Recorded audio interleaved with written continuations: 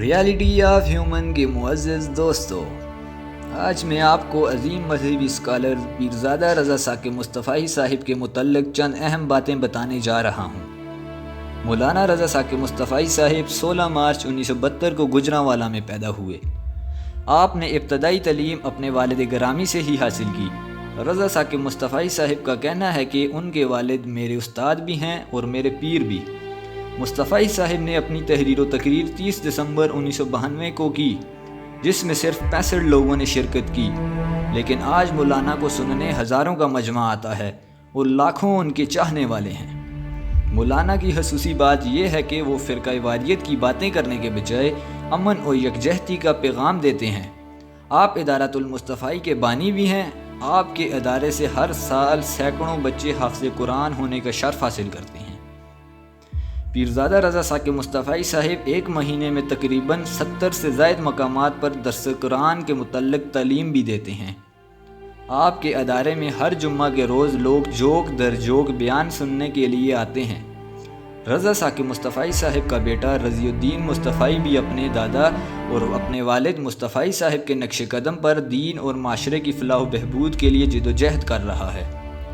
پیرزادہ رضا ثاقب مصطفی صاحب ہر سال بیرون ملک بھی درس و تدریس کے لیے جاتے ہیں اور ہر جگہ محبت اور امن کا پیغام دیتے ہیں۔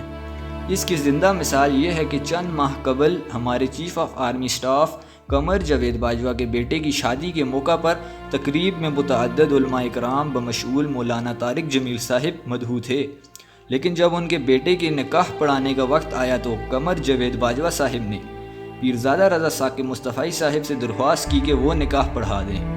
اپنی خوش مزاجی اور شیریں نکتہ زبان کی وجہ سے لوگ پیرزادہ رضا ثاقب مصطفی صاحب کو بہت پسند کرتے ہیں۔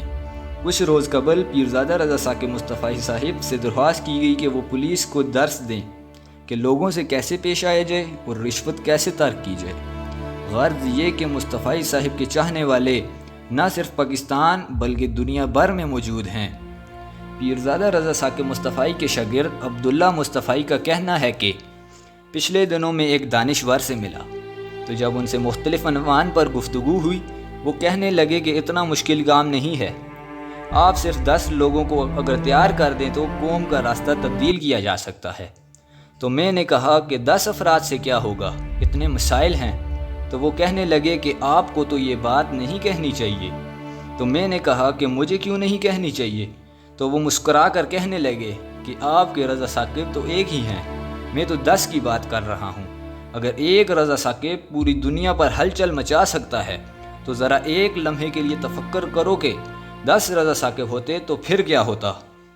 دوستو، اگر آپ میں سے بھی کسی نے پیرزادہ رضا ثاقب مصطفی صاحب کی شائستہ گفتگو اور ان کے بیان کو سننا ہے تو ہر جمعہ کے روز ادارۃ المصطفی گوجرانوالہ میں تشریف لے آئیں۔ اس کے علاوہ پیرزادہ رضا ثاقب مصطفی صاحب کی کون سی عادات یا کون سا ایسا بیان جو آپ کو پسند ہے یا جو عادات آپ کو اچھی لگتی ہیں، کمنٹ باکس میں ضرور بتائیں۔